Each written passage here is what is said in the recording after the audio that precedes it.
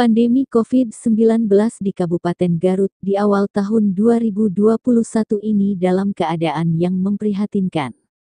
Setidaknya ini sesuai dengan statistik yang disampaikan Bupati Haji Rudi Gunawan. Bupati Garut ini mengatakan, per tanggal 6 Januari tahun 2021, Kabupaten Garut menduduki peringkat pertama di Jawa Barat dalam angka kematian dampak pandemi COVID-19. Yakni 113 orang meninggal yang terkonfirmasi positif COVID-19. Selang sehari dari pernyataan Bupati, tepatnya pada hari Kamis tanggal 7 Januari tahun 2021, di Kabupaten Garut kematian dari angka terinfeksi positif COVID-19 kembali naik, yakni mencapai angka 124 orang meninggal karena positif COVID-19. Menyikapi data statistik yang terus meningkat membuat masyarakat Garut mempertanyakan kinerja tim gugus tugas penanganan COVID-19 yang dikomandoi Bupati. Salah satunya datang dari LSM Sidik DPC Garut. LSM Sidik DPC Garut mempertanyakan keseriusan gugus tugas dalam penanganan COVID-19. Hal itu terungkap dari audensi yang digelar di DPRD Garut yang diterima Komisi 4. Dalam audensi itu, LSM Sidik didampingi Syam Yusef selaku Public Interest Lawyer, meminta tim gugus tugas Kabupaten Garut untuk sungguh-sungguh dalam penanggulangan COVID-19 di Kabupaten Garut. Selanjutnya meminta agar DPRD membentuk pansus dalam penanganan COVID-19 terkait anggaran. Namun, DPRD melalui Komisi 4 DPRD Kabupaten Garut akan mengkonsultasikan ke pimpinan DPRD tentang hal yang dipinta tersebut. Jadi intinya teman-teman ini meminta kalau seandainya hari ini dari kepengurusan tim gugus tugas yang inti tidak ada, kemudian dan kemudian tidak ada, kemudian ada yang siap mewakilinya, mangga. Tapi bukan hanya disampaikan, mungkin yang saya pahami ingin ada realisasinya setelah penyampaian ini dirapatkan. Harus ada tindakan mesti seperti itu. Jangan sampai kemudian ada audensi yang sama. Gimana Pak Dokter siap untuk mewakili tim gugus tugas? Insya Allah. Saya bilangnya. Ya kalau ini saya kalau melihat ini saya Komisi 4, saya melihat kalau dari sisi kapasitas orang yang hadir itu kompeten di bidangnya. Misalnya di bidang ini Kabid P2. Ya, selama ini yang mengelola urusan kebijakan dinkes itu Glow, bahkan kebijakan pemerintah itu datanya berasal dari Glow bentuknya. Rumah sakit Pak Direktur secara langsung hadir, kemudian rumah sakit Pak Mempet juga Ibu Direktur secara langsung hadir. Kemudian kalau ada klinik yang diundang, ada klinik Medina, saya kira beliau juga siapa Kang Darmas ya, beliau bisa kira pengelola lah intinya di sana. Cuma memang yang hari ini tidak ada itu unsur pimpinan kan. Saya kira kalau akan bisa memahami apa bisa kita lakukan. Ya, saya sih tidak mempersoalkan, saya sangat percaya dengan kapasitas masing-masing. Tetapi kan penanggung jawab dari persoalan bisnis COVID-19 itu sudah. Jadi saya tidak ingin menjawab secara parsial ketika persoalannya kepada pengambilan kebijakan gugus tugas. Ada dinas kesehatan, ini gede jempolnya. Ketika saya tanyakan bagaimana di PKM Puskesmas Tarogong, kepala puskesmasnya tidak mau swab, ini harus bisa dijelaskan. Bagaimana dengan penanganan perantauan tanpa surat pemberitahuan, tapi kita harus bisa dijelaskan teknis-teknis yang harus disampaikan oleh gugus tugas. Saya tidak mempersoalkan siapa yang akan mewakili gugus tugas, tapi harapannya ini menjadikan buah, gitu, menjadikan hasil, menjadikan jawaban atas pertanyaan-pertanyaan publik yang hari ini beredar. Gitu, Pak. Mungkin kalau terkait penanganan di RSUD sangat kompeten sekali ya. Penanganan terkait di Rumah Sakit Medina, saya sangat kenal sekali dengan kantor. Tapi ketika persoalan kenapa ijab kabul itu dilakukan di gedung hari ini, kenapa tidak adakah koordinasi dengan KUA? bahwa ketika COVID-19 izin kompor perikan itu harus dikenakan KUA. Ini masih ada yang di gedung, yang di hutan nih. Teman-teman, mungkin nanti saja terkait kedalamannya. Ini kita sepakati dulu. Apakah ini rapat ini bisa dimulai? Ini Pak Asda satu insya Allah lagi berjalan ya. Bisa dimulai. Oke. Karena tadi Pak Dr. Jenny kemudian dari Dinkes siap mewakili dari lembaganya masing-masing, dalam hal ini sebagai dari tim gugus tugas yang akan menyampaikan nanti ke tim gugus tugas, dalam hal ini pimpinan tim gugus tugas. Nanti pun juga kalau misalkan ternyata apa yang diharapkan oleh teman-teman, mangga itu hak teman-teman untuk menyampaikan aspirasinya. Mungkin itu bisa dimulai ya. Apresiasi terhadap teman-teman. Oleh karena itu untuk mempersingkat waktu, mangga saya persilakan kepada pimpinan atau yang mewakilinya untuk menyampaikan persoalan-persoalan yang didapat atau hasil uji petik di lapangan. Saya persilakan. Alhamdulillah untuk saat sekarang berhubung kita mematuhi juga protokol kesehatan, ada perwakilan anggota kita dari 3 kecamatan, pertama dari Pasirwangi, Selakawi, sama dari Kadomara. Alhamdulillah juga untuk kesempatan ini Pak Sam Yusef bisa hadir. Bapak Ibu sekalian, tujuan kita datang ke sini itu bukan, benar kata Pak Ketua tadi, bukan untuk mencari kesalahan.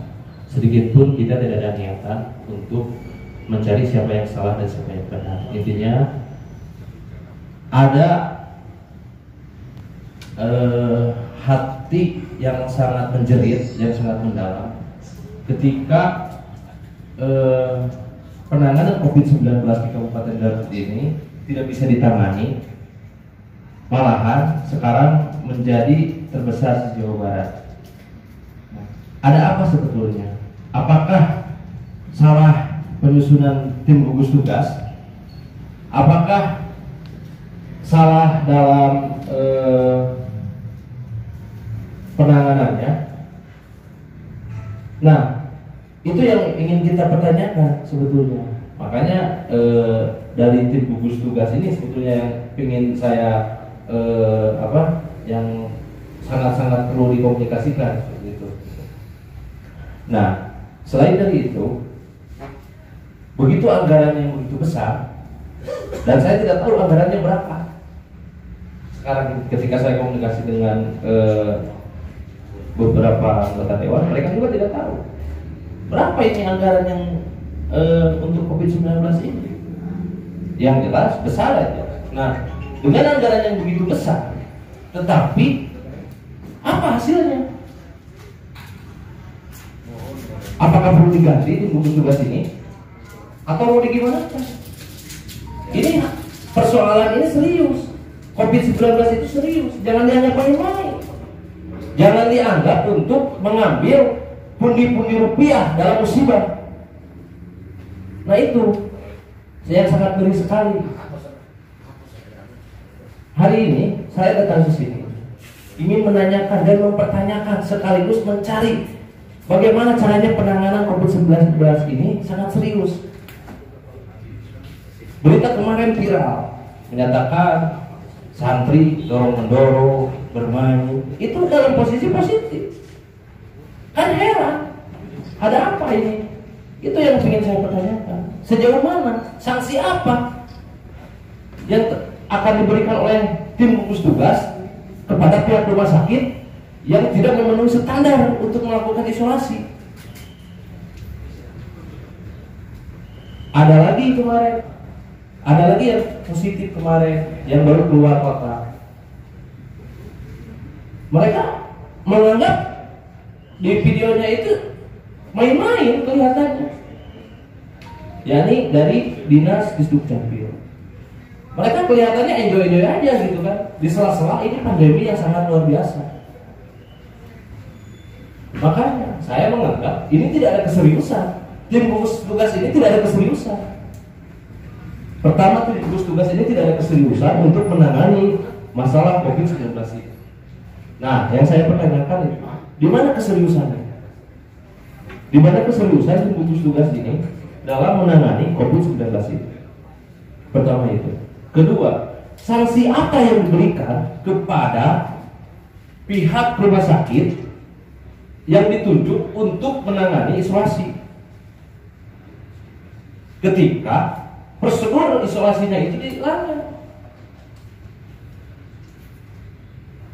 Ketiga, mungkin bisa mewakili siapa aja. Bentuk isolasi seperti apa untuk penanganan COVID-19 ini? Apakah seperti barak? Seperti penampungan musibah? Kan ironis, di sela-sela pemerintah sangat serius, pemerintah pusat provinsi serius menangani COVID-19 ini, Garut ini kelihatannya enjoy-enjoy aja gitu kan. Makanya tidak menutup kemungkinan di Garut menjadi sekarang terbesar, 113 yang meninggal positif. Kan ironis gitu, Pak Ketua. Nah, selanjutnya saya mau pertanyakan juga sebetulnya kepada pihak anggota dewan yang terhormat, di mana bukti pengawasannya? Bisa nggak mengawasi? Ini kan uang rakyat yang dipakai. Salah satu tugas anggota dewan itu adalah mengawasi.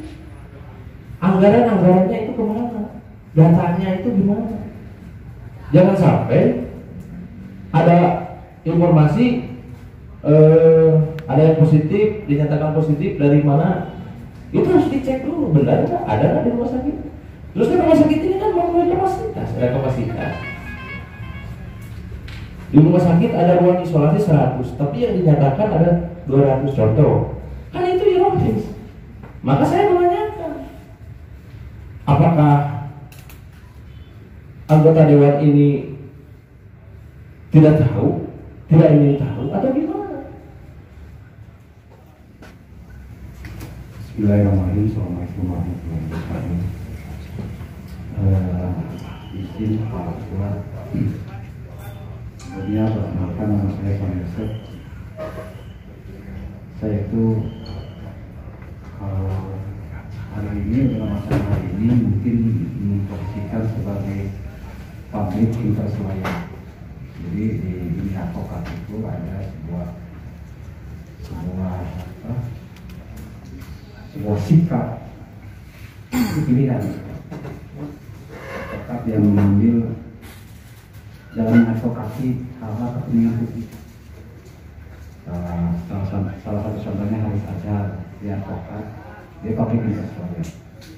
Jadi saya itu tentu akan selalu bersama dengan teman-teman LSM yang mensikapi keterkaitan kebijakan-kebijakan publik. Nah, selanjutnya mungkin saya akan membeberkan beberapa persoalan yang didapat atau persoalan-persoalan yang muncul lebih ke teknis. Kalau Pak Ketua tadi menyampaikannya lebih ke permukaan, lebih ke volume seperti ini. Berangkatnya tentu Pak Ketua Sidik itu kecemasan yang semakin menjadi-jadi di masyarakat. Pertama, saya ingin menyampaikan kekecewaan terkait persoalan permakluman.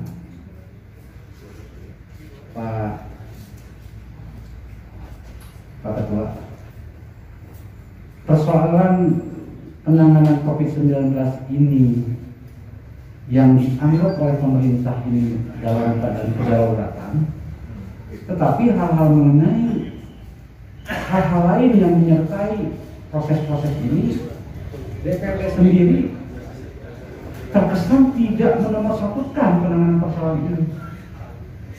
Tapi itu Pak Ketua sebagai kritik saya tidak ingin menyalahkan, tetapi saya ingin memberikan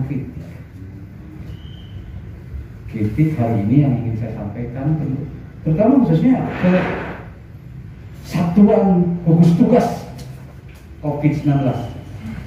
Ketika Pak Ketua Yogi menyampaikan ada ketidakseriusan, bahwa hari ini bukti ketidakseriusan. Agenda audiensi kita jam 10 Pak. Saya ada jadwal sidang Pak. Saya pikir 1 jam 2 jam selesai.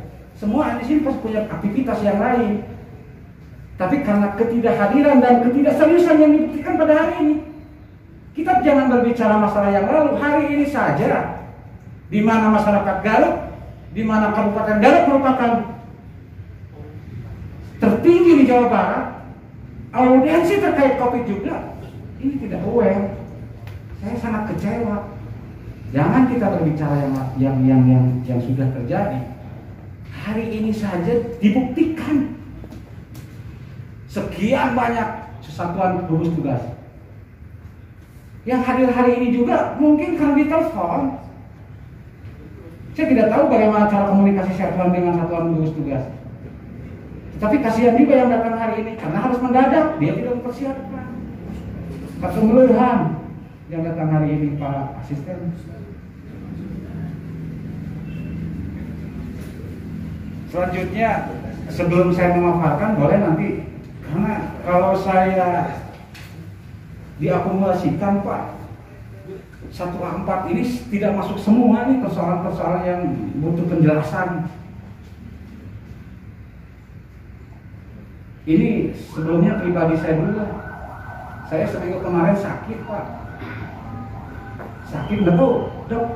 Jadi tiba-tiba menggigil, panas. Istri saya periksa ke dokter. Saya sendiri juga takut Pak. Takut COVID. Padahal awal-awal saya orang yang tidak percaya. Karena saya berpikir, ini konspirasi global, ini sebab A segala macam. Tapi ketika saya sakit, disuruh periksa ke dokter, saya takut. Jadi saya percaya. Dan masyarakat umum, masyarakat sebagian masyarakat, ada yang masih tidak percaya COVID, Pak. Itu salah siapa, Pak? Apakah masyarakatnya yang harus disalahkan? Atau proses sosialisasi yang dilakukan oleh Satgas COVID ini tidak maksimal? Sehingga ada masyarakat Garut yang masih tidak percaya COVID. Kan ini satu persoalan mendasar. Kita harus koreksi itu. Ini COVID sudah 1 tahun, kok masih ada masyarakat Garut yang tidak percaya. Ini sosialisasi di sini seperti apa?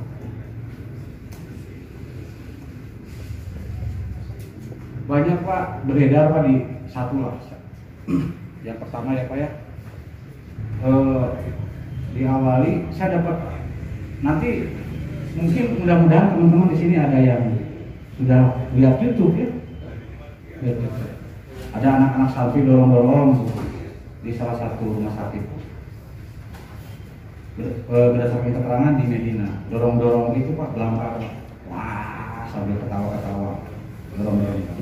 Ini katanya terjadi COVID. Yang seperti ini. Ada juga yang ketika kalau ada video yang pasien COVID itu minta maskernya tidak ada. Nah ini kan persoalan. Terus saya ini ada dapat. Nah ini yang saya tidak. Ini bisa dijawab langsung lah. Kalau kan ini pasien itu diambil Pak ya di lab. Di lab Pak. Pasien nomor lab pemeriksaannya sama atau beda Pak? Nomor lab. Ya jadi kalau saya periksa kan di lab nih si hasil pemeriksaannya.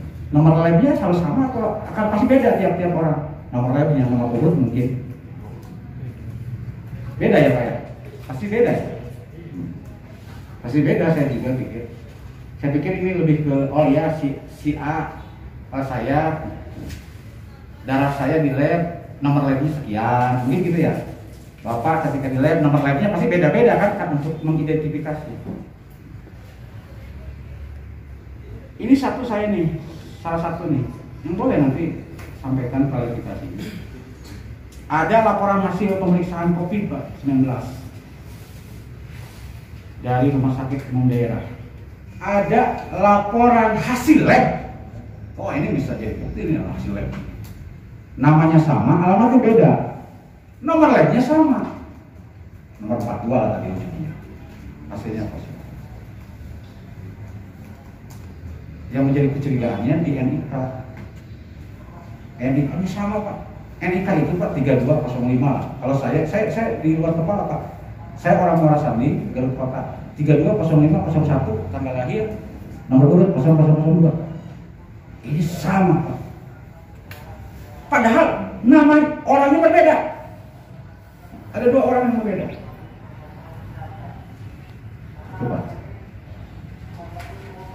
Itu kan terkait teknis di penanganan ini. Yang kedua tadi pernah saya sampaikan bahwa di PKM Tarogong ada nakes yang terkonfirmasi COVID. Tetapi kepala puskesmasnya itu tidak mau swab. Maksud saya bukan persoalan, kan ada penjelasan bahwa ini aturannya seperti ini, bukan seperti itu. Kan publik juga kan ini menjadi contoh bagi masyarakat, jadi contoh bagi publik. Yang terkonfirmasi positif juga di tracing kan? Tracing, saya nggak terlalu paham sih istilah tracing seperti apa.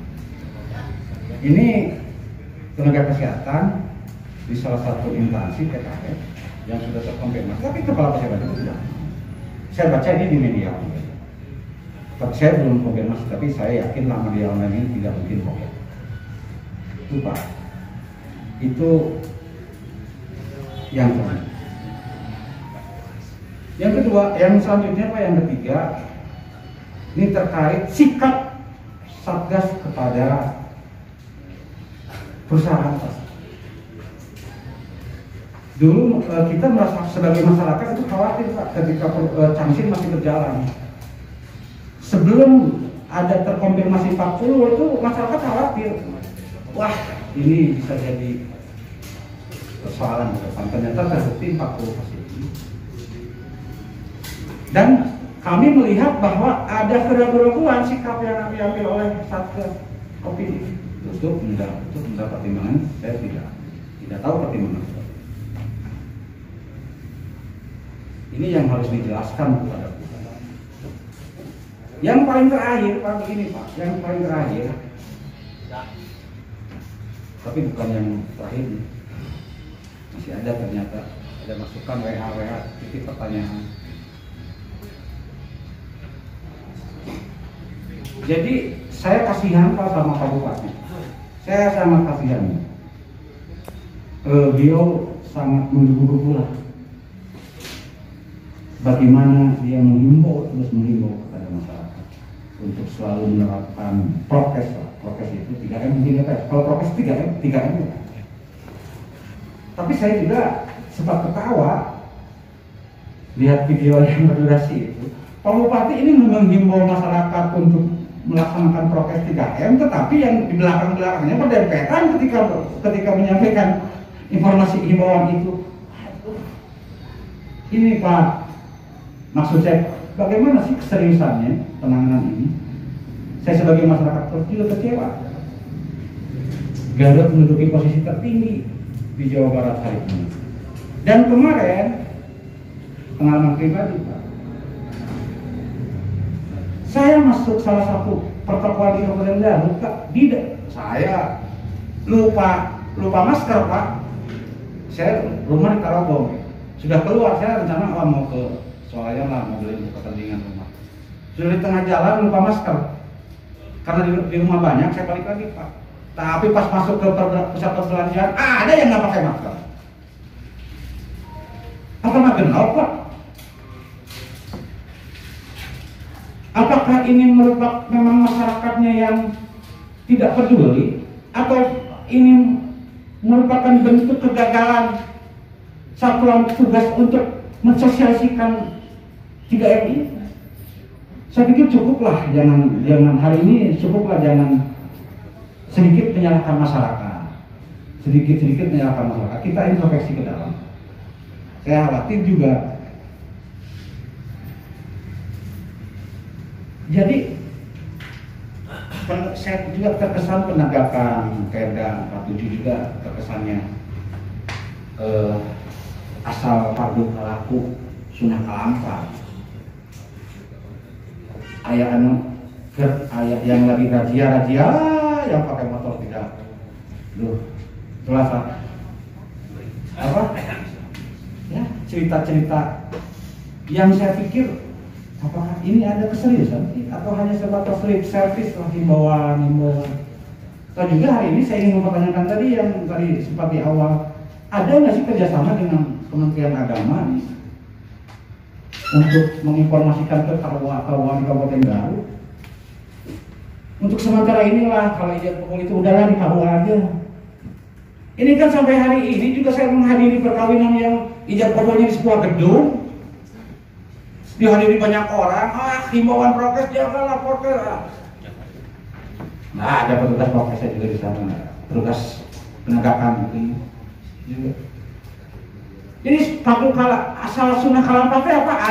Hanya ada tempat cuci tangan, ada mungkin hand sanitizer, dan tidak sampai retunan nih Pak. Padahal Garut hari ini sedang. Nah maksud saya ini kan harus ada komunikasi yang baik lah dengan semua leading sektor.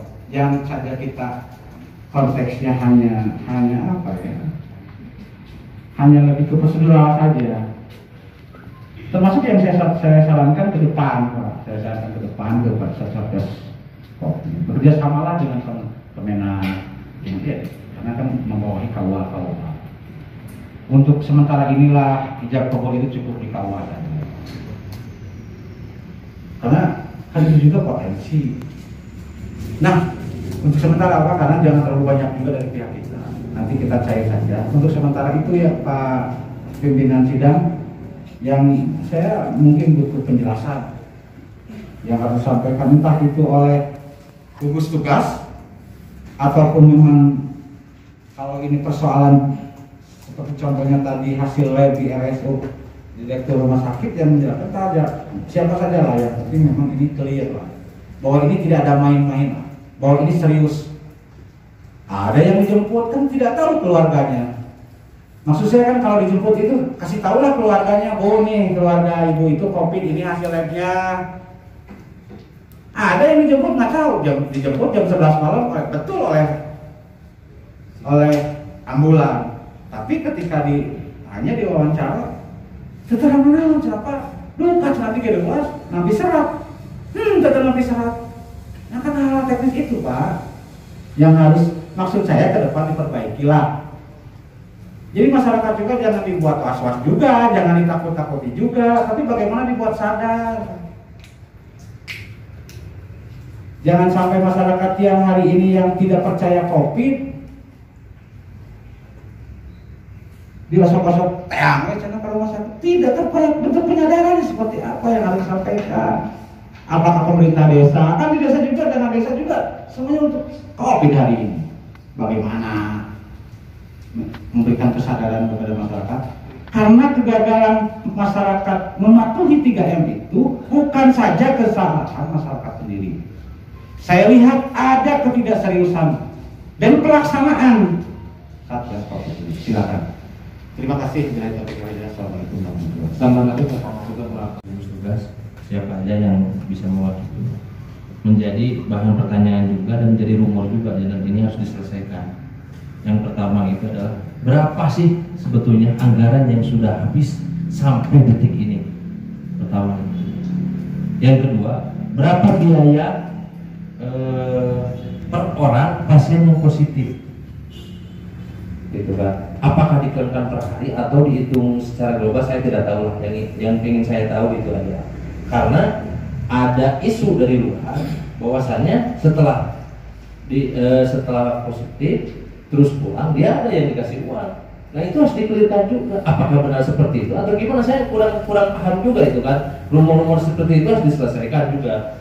Terus ini ada pasien yang dinyatakan positif, terus dia mempunyai BPJS. Apakah diklaimkan BPJS-nya atau memang BPJS dihilangkan tapi menggunakan dana dari anggaran COVID itu sendiri?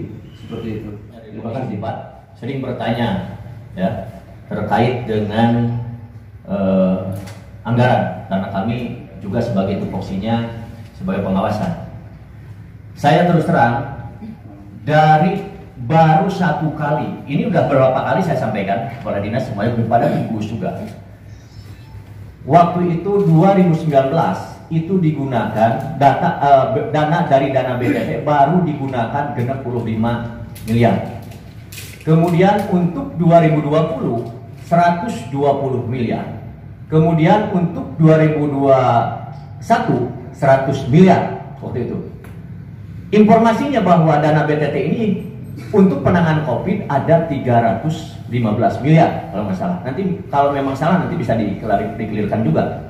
Ini kebetulan Pak Asda satu sudah hadir ya. Nah ini sudah saya sampaikan dari sejak awal. Kemudian teman-teman bahwa kami pun juga sama bertanya bahwa di tim gugus tugas ini adalah ada sebagai wakil ketua, yaitu dalam hal ini ketua DPRD Kabupaten Garut. Ya. Kami tidak mengetahui apa yang di tim gugus tugas ini, yang di rapat-rapat dan lain sebagainya. Tapi alhamdulillah saya sebagai ketua Komisi 4 dan teman-teman anggota Komisi 4 waktu itu langsung rapat dengan tim gugus tugas di akhir tahun kemarin. Dan alhamdulillah sedikitnya sudah ada gambaran bagaimana, karena memang masalah BTT ini kami pun juga tidak bisa terlalu dalam karena memang beda ya, fungsinya yang digunakan itu berbeda dengan APBD gitu kan. Kemudian juga perlu saya sampaikan, pernah saya juga waktu itu menyampaikan kepada tim gugus tugas, bahkan ke dinas sosial, saya terus terang saja merasa kecewa. Hari ini di Kabupaten Garut ini COVID sudah zona merah, tapi belum semua waktu itu. Apalagi sekarang mungkin zona merah semua. Kemarin informasi zona oranye, sekarang sudah zona merah. Statement Bupati kemarin menyatakan bahwa Kabupaten Garut ini zona merah. Betul, saya sepakat dengan teman-teman. Tadi disampaikan bahwa penanganannya juga kami SOP-nya seperti apa. Nanti bisa dijelaskan lagi SOP-nya seperti apa. Yang jelas, ini semua anggaran yang disampaikan oleh pemerintah melalui kecamatan, melalui desa, bahkan ada pemotongan-pemotongan di desa. Hari ini pakem. Hari ini pakem. Beda dengan awal-awal. Awal-awal ayah war-war, kukurilingan kan, pakai speaker. Kemudian di desa-desa, kemudian di kecamatan, bahkan di kabupaten ada terus penanganan tiap per 1 minggu 2 kali atau 3 kali. Tapi hari ini coba lihat, mohon maaf yang sebesar-besarnya, ini di Kabupaten Garut sudah meningkat, sudah dinyatakan zona merah. Tetapi kemudian di kecamatan, di desa, di kampung Tonggoro-Goro-Gorowokan, spanduk pun juga tidak ada. Padahal di desa itu sudah ada anggarannya. Dipotong 30% sebagainya, tidak ada sama sekali. Coba kontrol lah. Dari pemerintahan ini masuk ke desa, di situ ada anggaran desa, dan memang itu pun juga dari anggaran APBD. Betul enggak? Diterapkan enggak? Dipakai enggak untuk pencucian tangan, desinfektan dan sebagainya? Paling tidak di masjid-masjid ada, tidak ada. Di masjid umum, masjid jami. Perlu saya sampaikan tadi yang disampaikan tadi, bahwa saya sepakat mestinya dilibatkan Departemen Agama, yang dimana sampai hari ini masih pengajian ada, majlis taklim ada, dan sebagainya. Itu kerumunan yang banyak. Tetapi kemudian ada enggak dari pemerintah untuk itu? Karena mereka pun juga walaupun leading sektornya berbeda, ini leading sektor Departemen Agama dengan pemerintah berbeda, tetapi kemudian ini masyarakat Kabupaten Garut semuanya. Karena kalau misalkan terjangkit atau kena, sama yang bertanggung jawab pemerintahan Kabupaten Garut. Juga saya sampaikan supaya nanti paripurna, supaya tidak kembali lagi. Ini kami pun juga ada yang bertanya kepada kami, ke anggota DPRD, bagaimana orang yang kena positif, bantuannya, jaduknya, baik untuk keluarganya ataupun untuk para tetangganya. Lalu akhirnya Pak, dengan masalah ini, ya ketua ngeus we cenah salumur urang malah ditutup we, sampai menang bantuan, anu akhirnya tepan seperti itu. Karena ini tidak ada sosialisasi yang jelas. Mohon maaf. Ini kenyataannya Pak. Mohon maaf, karena saya ini adalah sebagai wakil rakyat, penyampai dari rakyat, saya harus memposisikan di rakyat untuk menyampaikan ke bapak-bapak sebagai yang akan melakukan teknis di lapangan. Selanjutnya ada perlu saya sampaikan juga terkait dengan tadi memperkuat saja Saya pernah di ruangan ini bertanya terkait dengan penanganan per orang tadi. Saya terus terang teman-teman, jadi jangan sampai teman-teman menganggap bahwa kami itu tidak ada kerjanya, pengawasannya tidak ada kerjanya. Kami sudah menyampaikan dan sebagainya. Berapa sih penanganan satu orang COVID itu? Gitu kan? Karena di media sosial 90 juta, 75 juta, 45 juta, 35 juta. Saya bintek waktu itu ketemu dengan pendamping yang ada di provinsi, itu katanya bisa sampai 75 juta. Waktu itu saya pertanyakan berapa ya sebenarnya perharinya per satu orang yang kena COVID. Itu satu orang informasinya yang ditangani sampai 7,5 juta. Ketika 7,5 juta, kemudian ada yang 4 hari dikali 7,5 juta, kemudian dikali 10 berarti dikali 7,5 juta. Wajar kalau mencapai 75 juta kalau 10 hari. Karena yang diisolasi itu bervariatif, ada yang 4 hari, ada yang 5 hari, ada yang 10 hari. Bahkan bisa jadi kata Presiden sampai 90 juta, itu bisa jadi karena penanganannya seperti itu. Tetapi kemudian yang dipertanyakan, saya bertanya kepada orang-orang yang sudah diisolasi tetangga saya, apa saja yang diberikan oleh pihak rumah sakit ketika penanganan itu? Dikasih vitamin, dikasih makan pagi, makan siang, makan sore, berapa jumlahnya? Ada nggak 1 juta? Kalau secara rasional mungkin ayah 1 juta. Yang menjadi pertanyaan, hari ini pun juga saya masih menunggu realisasinya seperti apa. Apakah itu sisanya jadi PAD atau kemana eta duit anu sesana? Lamun misalkan 10 hari dikali 7,5 juta, 75 juta. Ada tawa 6,5 juta, lu 6,5 juta eta kemana? Apakah dipakai fasilitas yang lain atau lain sebagainya? Itu yang pertama. Ini teman-teman, mohon maaf, saya pun juga sudah mempertanyakan masalah itu. Mudah-mudahan apa yang dipertanyakan oleh teman-teman sama saya ditaukidan, diperkuat, bisa diperjelaskan lebih paripurna lagi. Dan ini mungkin setelah ini kita bersama-sama menanganinya dengan benar, dengan baik. Bahkan waktu itu pernah dari Dinas Kesehatan, Pak Masud pernah menyatakan udah urang lockdown deui begitu. Oke. Tapi kita kalau mau lockdown harus berbicara anggaran. Ada nggak anggarannya ketika lockdown ini? Ada nggak anggarannya? Sementara yang di Kabupaten Garut ini jumlahnya sangat luar biasa. Mau mungkin anggarannya di mana? Nah, kalau seperti itu berarti bagaimana kita menindaklanjuti tindakan-tindakan yang lebih preventif lagi terhadap kejadian-kejadian musibah ini yang ada di Kabupaten Garut. Saya tadi sepakat Pak, mohon dicatat tadi Kementerian Agama. Terus terang sampai hari ini pengajian dan lain sebagainya itu masih berjalan. Ya. Kan hari berjamaah ini pengajian masih berjalan. Majlis taklim itu tidak kurang dari 200 orang. Majlis taklim rata-rata kalau satu kecamatan lebih dari 500 orang itu masih berjalan. Nah, mungkin saya sepakat dengan teman-teman bagaimana komunikasinya dengan Departemen Agama. Kalau memang dari pemerintahan Kabupaten Garut sudah disampaikan teu nurut, cik suganti Departemen Agama melalui pengajian-pengajian para ustadz, para kiai untuk menyampaikan supaya ditutup untuk sementara kegiatan-kegiatan yang bersifatnya kerumunan. Juga saya pernah di Ramayana jalan-jalan dengan anak dan keluarga saya. Sampai ada salah satu keluarga berbicara entah orang mana, kayaknya orang Jakarta. Loh, di Kabupaten Garut ini kayak nggak ada COVID ya? Kenapa emang? Ya berkerumun banyak. Itu. Bukuning ada di Cangsim apa penginten. Saya pun juga karena saya pernah bertanya ke Dinas Kertan, kenapa perusahaan-perusahaan yang besar tidak ditutup? Karena memang itu ada izin khusus dari atasnya, dari pusatnya untuk tidak bisa ditutup. Tetapi kemudian itu kemarin sudah ada kejadian berapa orang? 40 ya? Waktu itu 40 orang dan diisolasi. Nah, kemudian juga kami teman-teman, karena ini tadi ada pertanyaan ke kami sebagai pengawasan, begitu waktu itu ada di Lewo, di Limbangan, di mana tadi?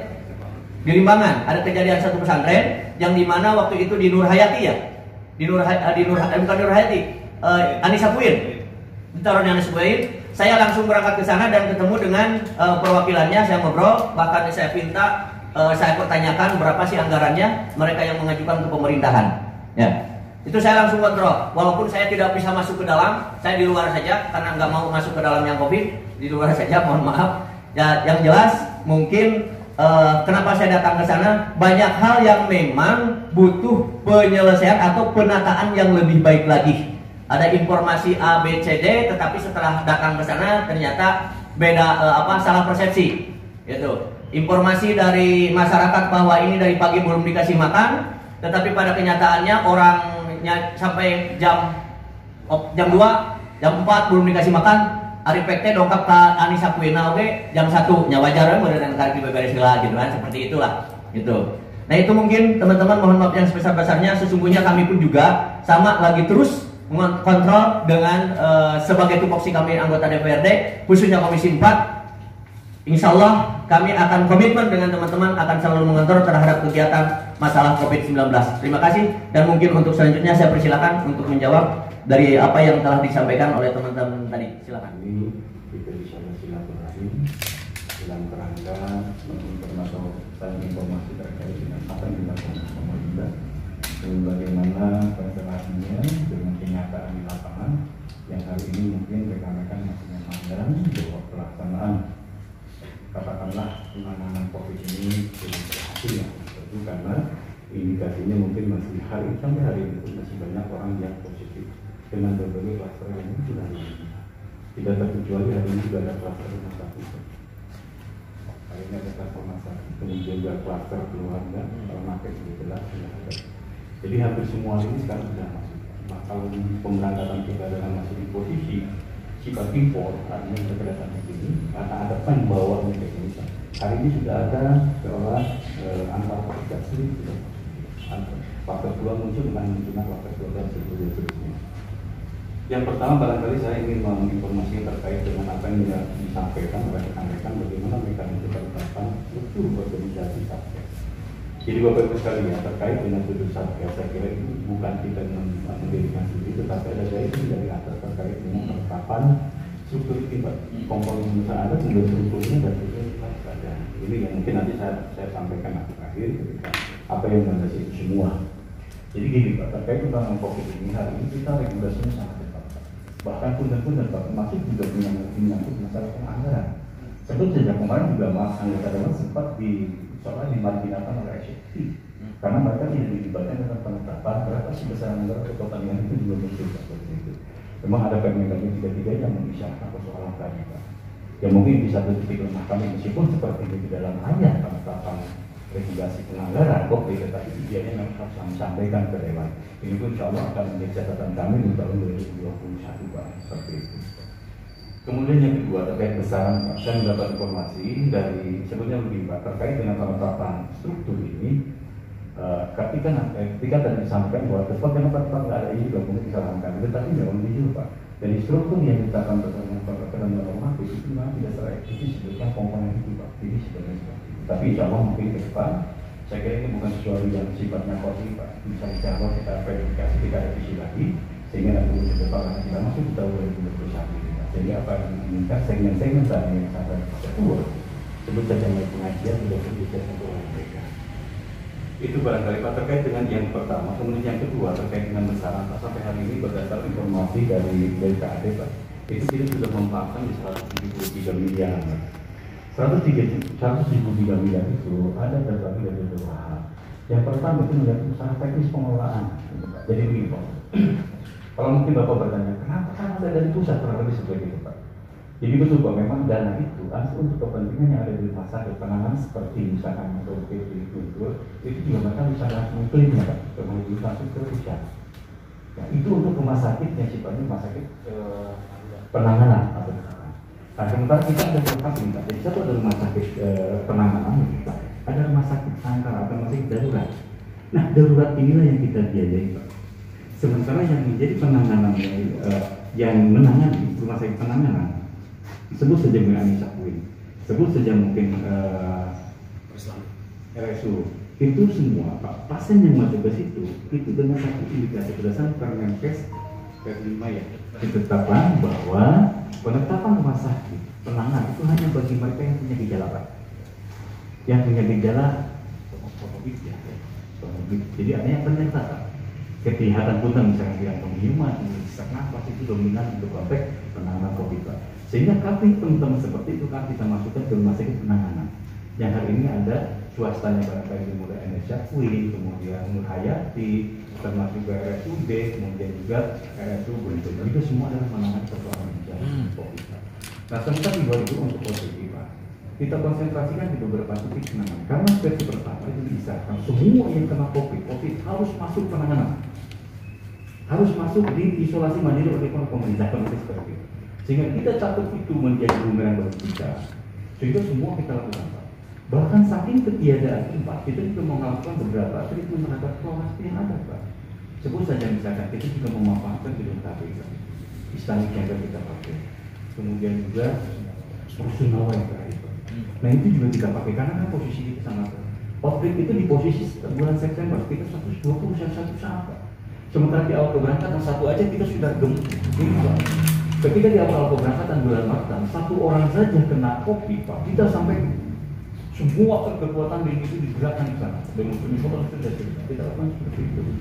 Dan hari ini jujur kita akui bahwa ketika hari ini begitu masifnya, bahkan hari ini aja kemarin aja, hari ini informasinya Pak, runningnya di hari kemarin itu ada dari 120, kita itu ada 80 yang positifnya, Pak. Karena memang OTG mereka, Pak. Nah, konsep OTG sebetulnya berdasarkan versi Permenkes versi 5 itu bicara mereka bisa isolasi mandiri. Isolasi yang kita tangani, isolasi tangani. Sehingga kalau itu kita lakukan, dan posisi terakhir Bapak Ibu sekalian terkait dengan penanganan COVID hari ini, bahwa itu ada 150 di Medina untuk pakai kita Pak, 52, dan jumlah kumulasinya ada 211.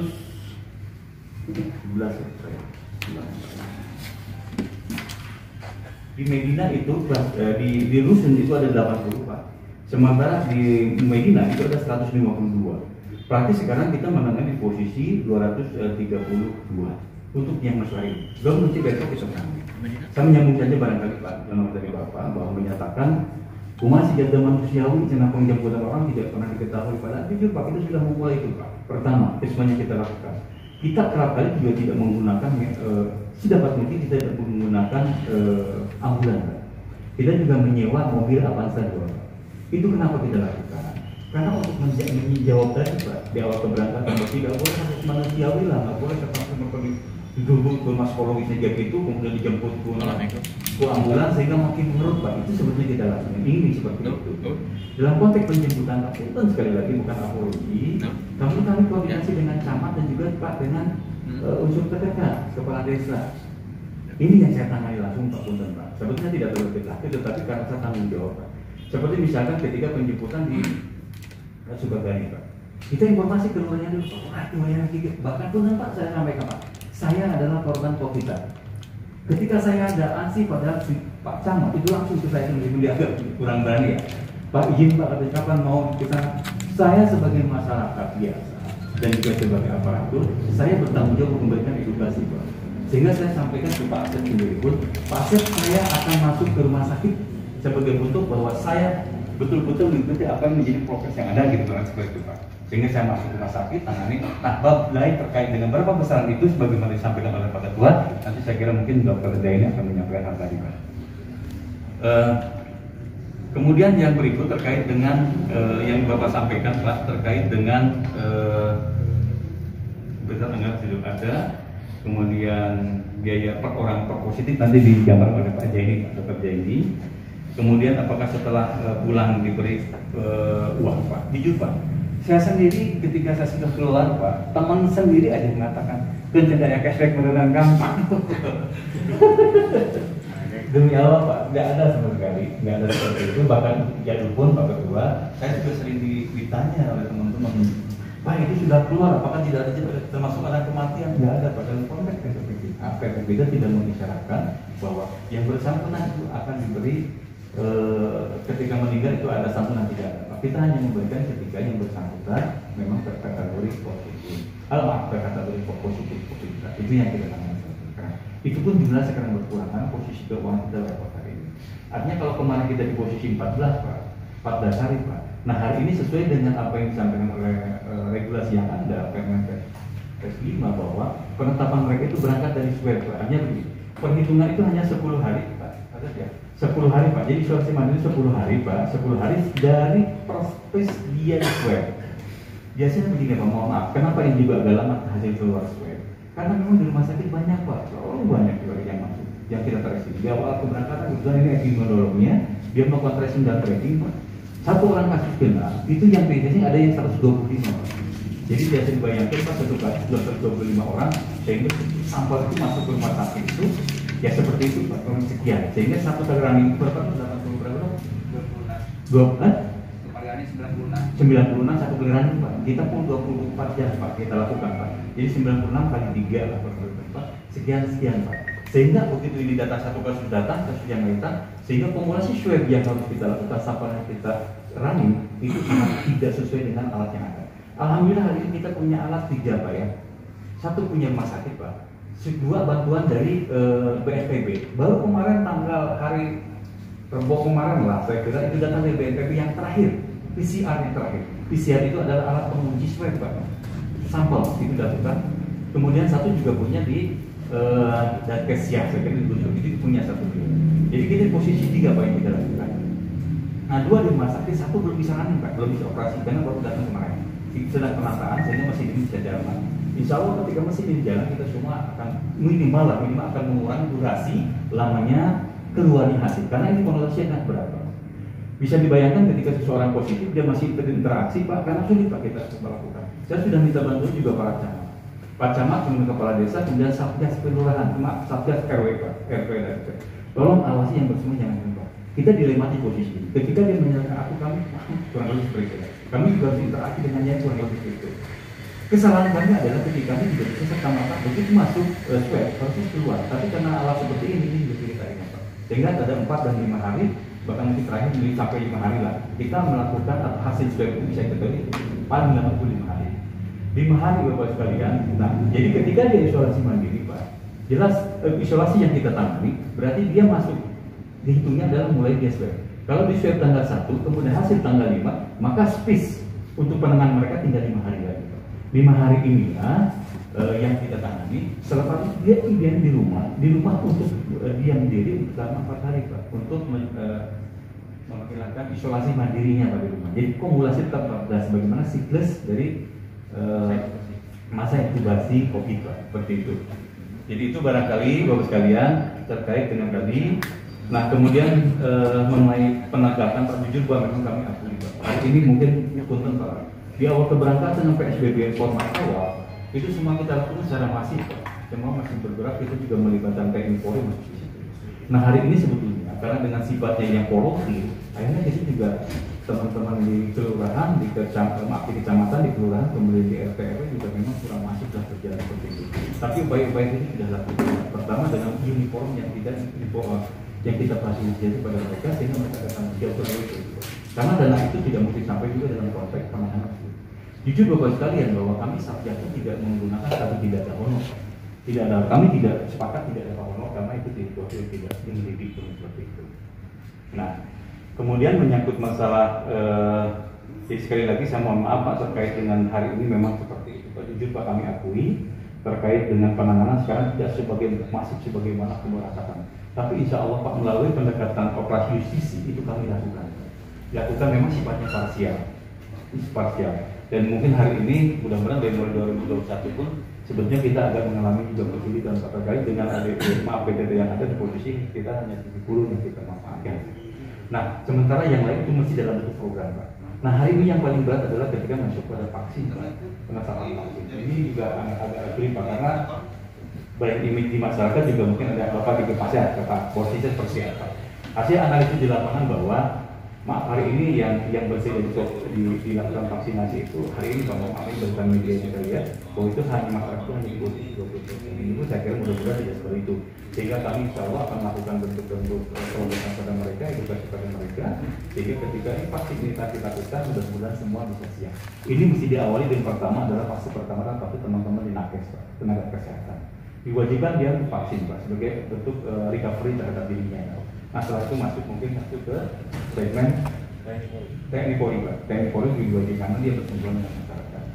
Nah Bapak sekalian jujur Pak, kami sampaikan bahwa untuk konteks pengajian Pak, ini kami juga mengalami kesulitan itu Pak. Bahkan ketentuan Bapak sekalian ada semacam kontraproduktif antara kegiatan yang kami lakukan dan kegiatan yang didebatkan agama. Saya bisa menyangkut masalah ini Pak. Departemen Agama kemarin juga sudah berinisiasi untuk membuka sekolah tatap muka. Padahal ini potensi kita sangat berat. Justru di awal keberangkatan ketika kita safety jangan sampai ada yang keluar, teman-teman di depan juga tidak olah termasuk juga ke pesantren masa seolah-olah agak sedikit membuka koordinasi yang kontraproduktif dengan kita. Nah ini sebetulnya di awal keberangkatan itu, sehingga mudah-mudahan Pak Ketua, mudah-mudahan dengan political will yang di Pak Ketua miliki mungkin bisa memberikan satu supportif pada kami Pak, sehingga nanti kami bisa bergandeng dengan mereka. Kemudian katakanlah ruh yang kami lakukan bersama dengan teman-teman di Pak, sehingga mudah-mudahan semua bisa berjalan. Harapan kami juga jujur bahwa sekalian bukan aku rugi sekali lagi, kami juga perlu memang bantuan. Mungkin sikap masyarakat hari ini ke pemerintah itu trustnya kecil, trustnya lemah. Tapi oleh bapak-bapak saya kira insya Allah akan memberikan lebih, saya kira itu mungkin Pak.